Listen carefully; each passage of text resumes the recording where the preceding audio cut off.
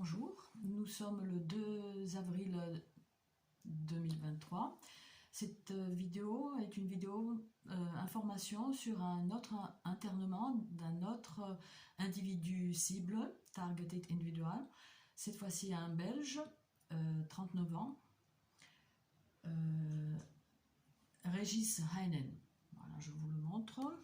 Alors voilà, c'est fait un peu avec les moyens du bord. Ce que je peux... Voilà Régis. Voilà le criminel. Vous vous rendez compte, hein? Voilà. Donc Régis m'a envoyé, je l'ai appris par son SMS qu'il m'a envoyé donc dans la matinée vers midi, je vous le montre.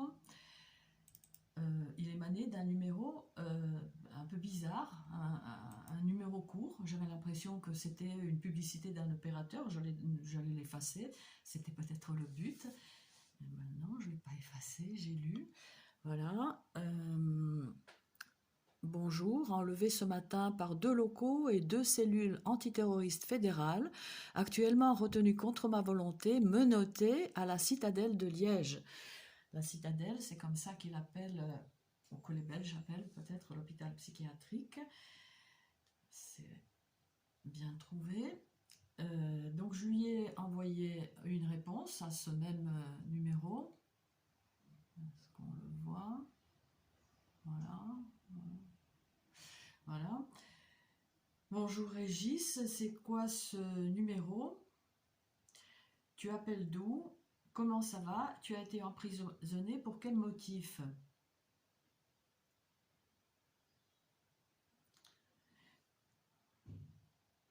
Voilà.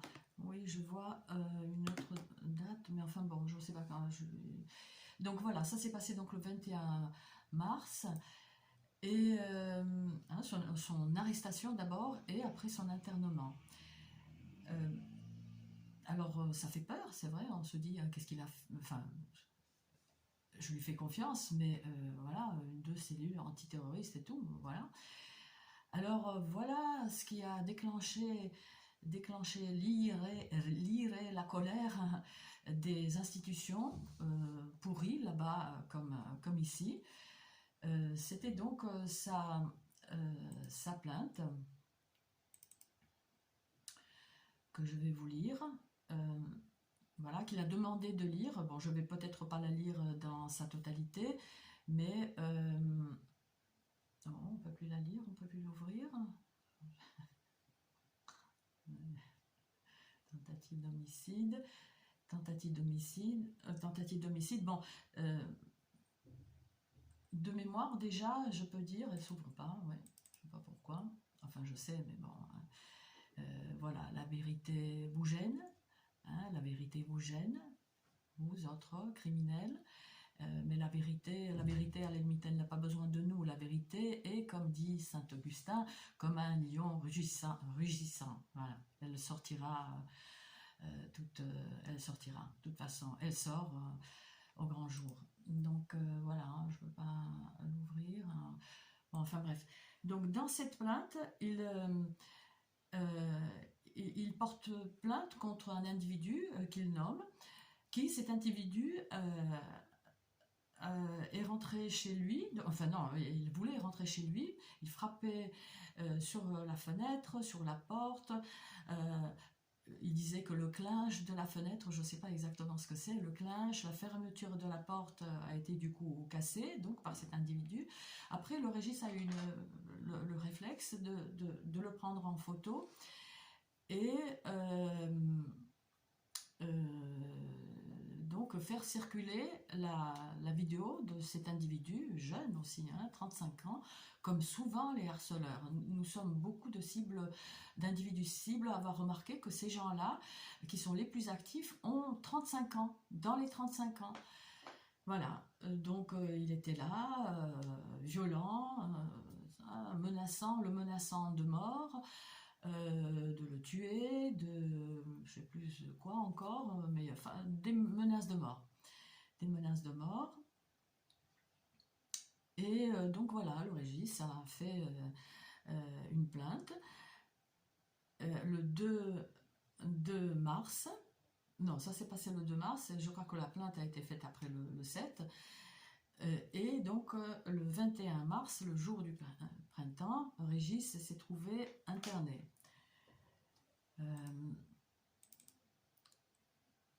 D'abord donc enfermé. Régis, alors voilà, Régis a fait entre-temps, il a pris quelques notes à l'hôpital psychiatrique où se trouve, au départ c'était le Petit Bourgogne à Liège, et après je crois que c'est le Bleuet.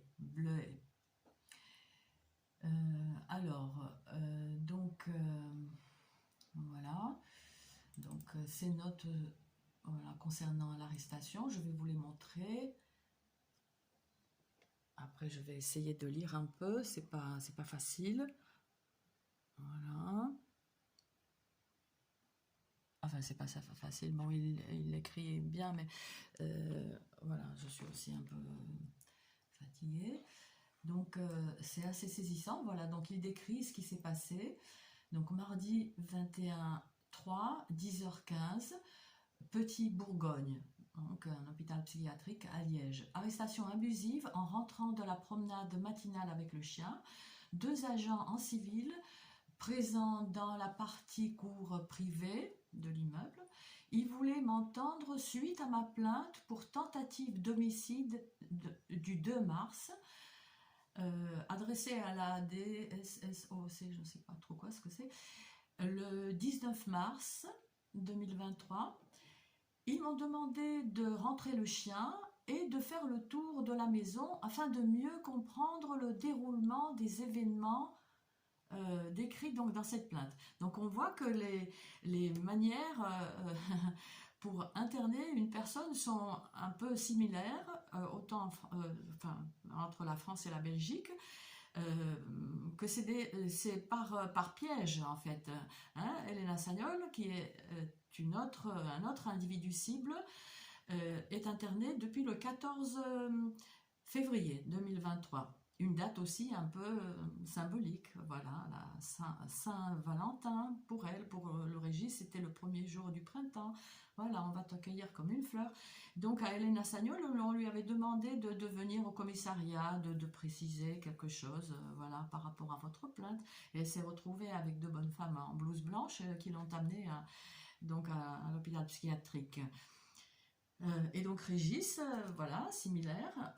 Donc venez nous expliquer comment ça s'est passé. Donc dans cette plainte que j'arrive pas à ouvrir, mais vous l'aurez sur sa page, il nous a demandé de la partager, mais c'est peut-être pas une bonne idée parce que je crois qu'il y a que ça doit rester que ça ne doit pas être publié justement. Mais bon voilà, donc dans cette plainte, il décrit l'un des cet individu-là qu'il a agressé, qui avait la voiture garée en plein milieu de la route par exemple, hein, donc, et puis il est venu de le menacer. Et cet individu était là avec les policiers, donc la brigade anticriminelle et compagnie, cet individu qui est venu, qui a blessé Régis, hein, en poussant la porte, la fenêtre, donc on est à la main, qui le menaçait de mort, hein, je te tuerai, disait-il.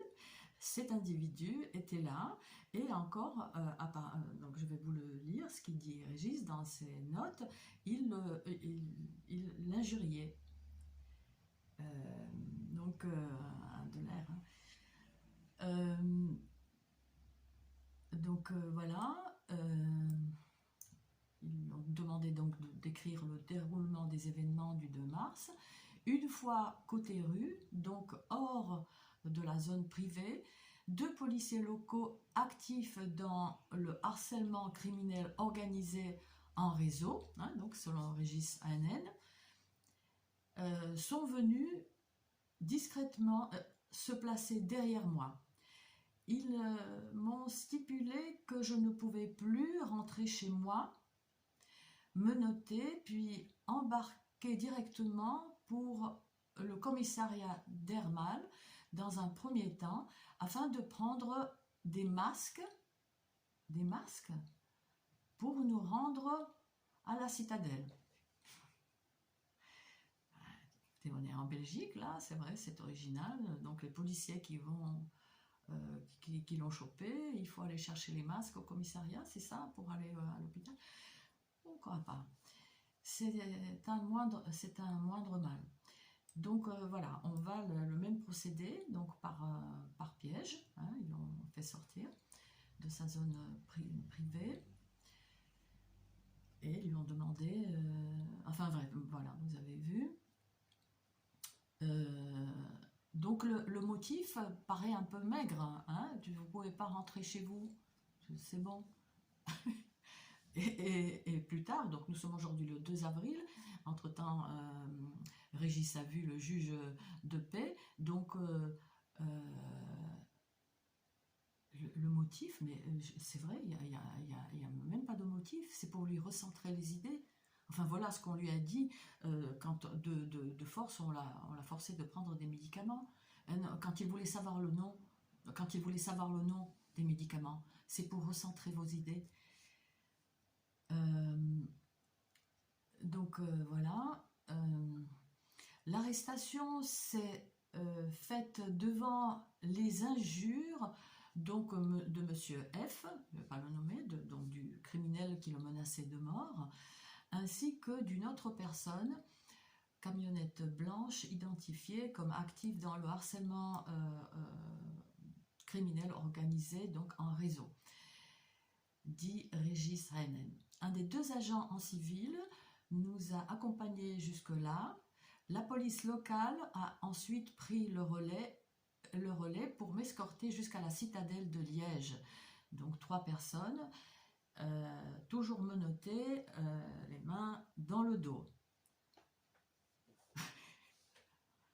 Non, mais c'est pas, ça a l'air d'une blague, mais ça n'est pas. C'est vrai que c'est quand même gravissime ce qui se passe, autant en Belgique qu'en France et à travers le monde, où par tous les moyens et extrêmement violemment, on cherche à taire les gens sur cette ordurerie qui est le harcèlement criminel en bande, au pluriel, organisée, auquel participent des gens souvent au-dessus de tout soupçon.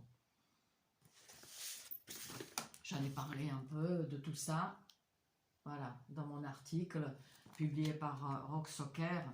Le harcèlement électromagnétique, ce n'est pas vous qui êtes fous, hein, ce n'est pas nous les cibles qui sommes folles.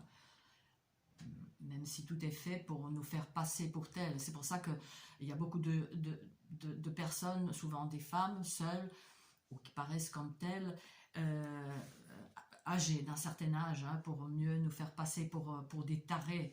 Hein, mais là, on a un gosse, j'allais dire, de 39 ans, hein, qui a autre chose à faire que de se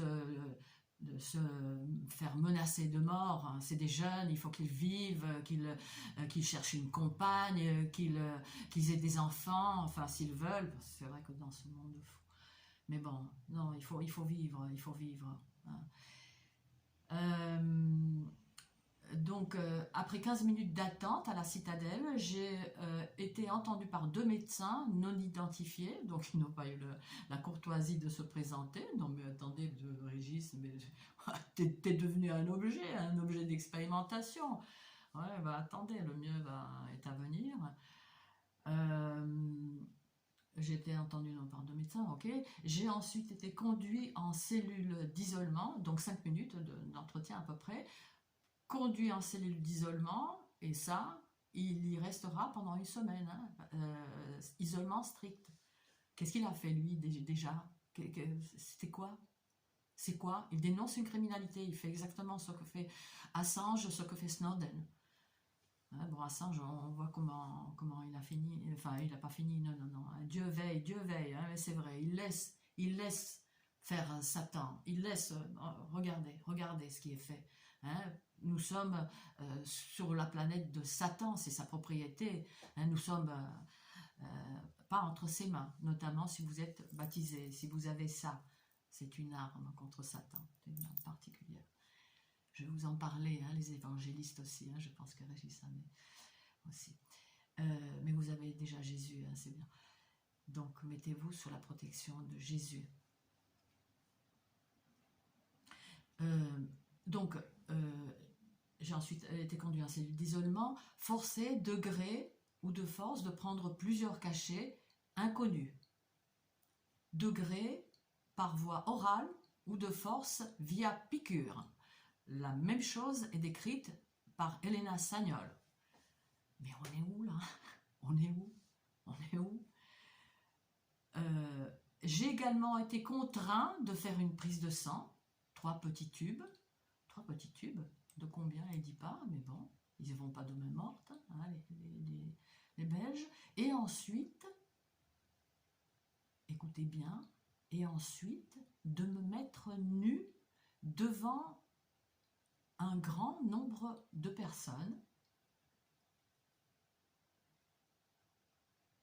Ça nous fait penser à quelque chose, hein. J'y étais pas, mais voilà, donc là, il faut que ça se sache, ça, toutes ces saloperies, les vôtres, hein, et un jour, ça sera, un jour, il faudra répondre de tout ça, hein. Un jour, vous devrez répondre devant la loi et devant Dieu.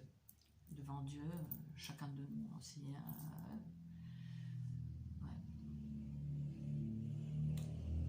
Je ne suis pas planche, comme je vous laissais entendre. Mais... donc, il a été obligé donc de se mettre nu devant un grand nombre de personnes, hein, Régis Heinen, isolé, donc sans lunettes, jusqu'à mon départ par ambulance vers le Petit Bourgogne. Les lunettes, je crois qu'on les lui a rendues au bout de 48 heures à peu près. 48 heures, il est resté sans lunettes et pieds nus après au Petit Bourgogne. Pieds nus, il le dit plus tard, si j'ai pas le temps de finir, je le dis d'emblée. Donc, il disait dans un cocktail, il marchait dans un cocktail, déjà sur le carrelage froid, et dans un cocktail de pisse, de cendres et de café. Voilà. Donc, arrivé sur place, donc au Petit Bourgogne, à hôpital psychiatrique, vers 14h20, complètement dans les vapes, sous les médocs, hein, mis directement sous escorte en cellule d'isolement strict. Quelques tartines de choco proposées dans cette même cellule avec une bouteille d'eau et un nouveau cachet inconnu pour la nuit. Alors, je crois que entre-temps, il a donné le nom de Temesta, donc entre-temps, bon, il a dû parler lui aussi, et puis nous aussi, on parlera, hein, c'est pas, on est où là? On est où? On est en Belgique, mais en France c'est pareil, hein. Pour Elena, c'était pareil. Elena Sagnol, donc. Qui est née aujourd'hui, à internet depuis, voilà, ça fait 6 semaines pour elle, hein. Donc voilà, impossibilité de communiquer vers l'extérieur et d'avoir ses effets personnels. Droit à une cigarette avant de dormir. Après, il continue, voilà, mercredi 22, le lendemain, donc de son isolement, sa mise en isolement, cellule d'isolement toujours, contraint à la médication et toujours sans lunettes. Voilà. Après, il décrit les conditions. Donc, dans la pièce, il n'y avait qu'un seul matelas, une sorte de mousse rigide. Il y a des problèmes de dos. Bon, ça n'a pas été pris en compte. Par contre, après, il y a un petit plus. Il est quand même surveillé. Il a une tension qui est augmentée en flèche, mais qui est apparemment haute. Donc, il y a un suivi quotidien, donc température, tension, saturation en oxygène, les battements du cœur. Alors, son téléphone a été introuvable jusqu'au, je sais pas, pendant 48 heures à peu près, le temps de voir ce qu'il y a dedans.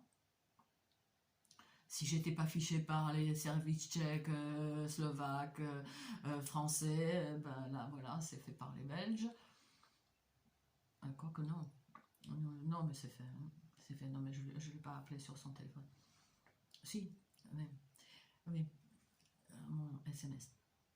Donc voilà. Euh, donc pas moyen de prévenir un proche. Donc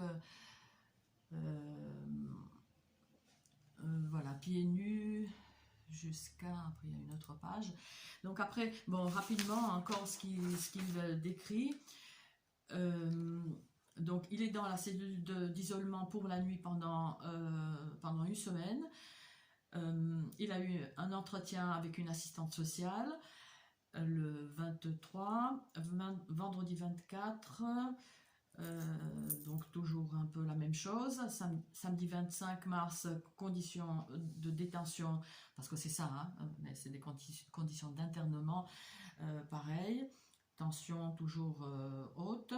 Il a eu quand même des nouvelles de son chien qui a été placé en pension et apparemment ça va bien. Donc voilà, c'est un petit plus. Un petit plus aussi pour le personnel soignant. Les médecins, donc le personnel soignant, les infirmières sont à l'écoute, dispo, attentifs aux différents besoins des patients. Sauf peut-être une.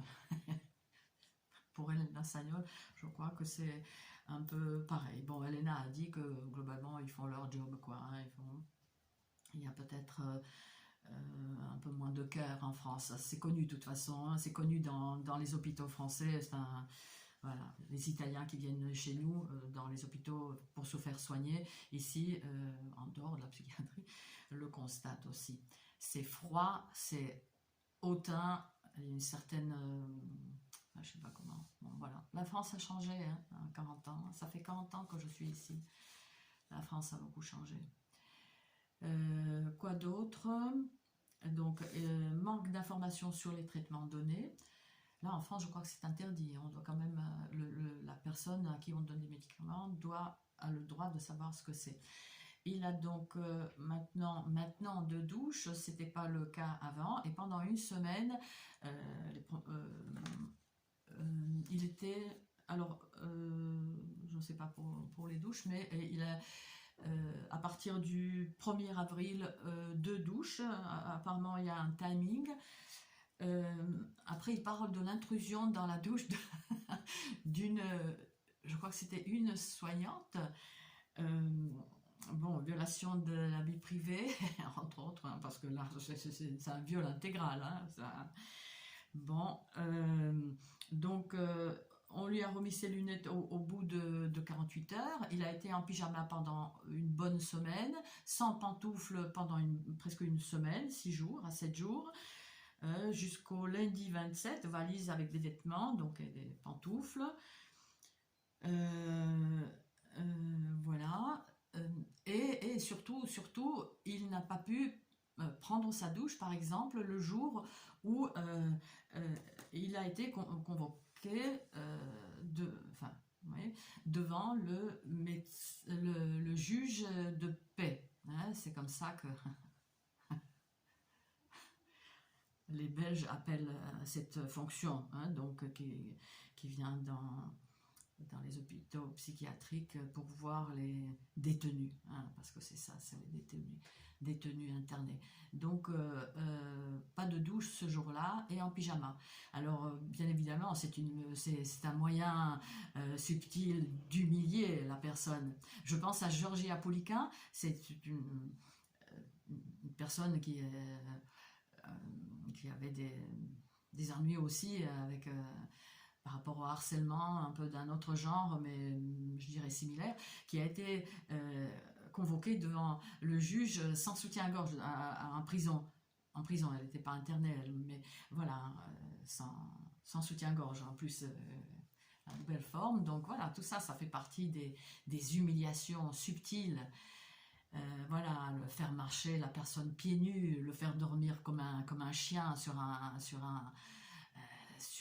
matelas dur, enfin d'une propreté apparemment douteuse. Bon, ça je ne sais pas. Bon, il n'a pas dit, mais on peut Bon, ok, bon, j'ai rien dit.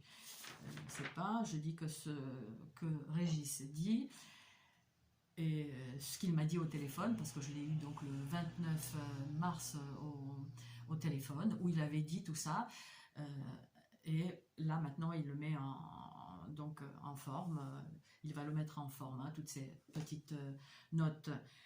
Euh, voilà. Voilà. Voilà donc ce qui se passe pour Régis Hanen, en, donc interné de force, lui qui a été agressé, qui a été blessé et qui a été menacé de mort.